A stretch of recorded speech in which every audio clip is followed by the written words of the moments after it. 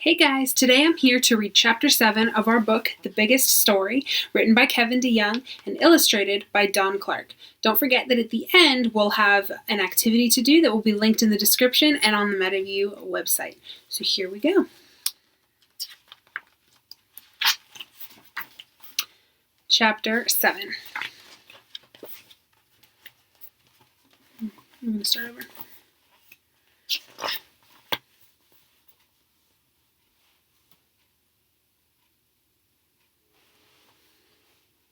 Hey everybody, I'm back to read Chapter 7 of our story, The Biggest Story, by Kevin DeYoung and Don Clark. I'm going to do that one more time.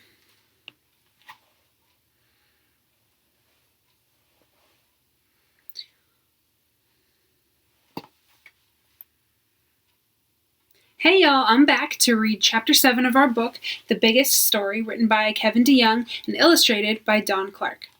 Don't forget that at the end there will be an activity linked in the description that you can also find on the MetaView website. So let's get started. Chapter 7. Believe it or not, God's promises hadn't gone anywhere. In fact, God kept on making more promises all the time. God promised that the snake crusher, Abraham's child, Judah's lion, David's son, would come from Bethlehem. God promised he would be born of a virgin. God promised a messenger to prepare the way. God promised that the deliverer would die and live again and be a light to the nations. God promised lots of amazing things.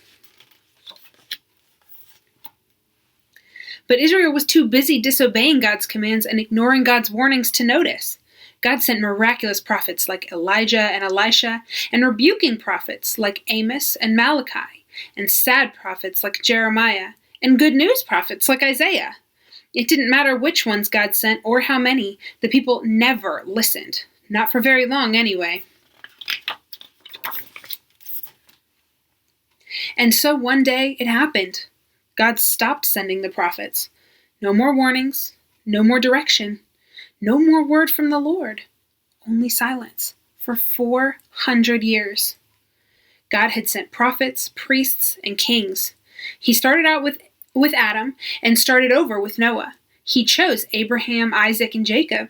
He gave Moses the law. He sent Israel judges. He raised up deliverers. He conquered enemies. He provided sacrifices. He lived among his people in a tent and in a temple.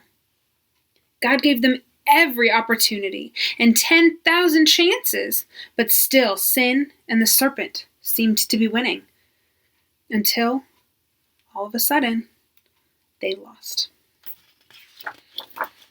And that's Chapter 7.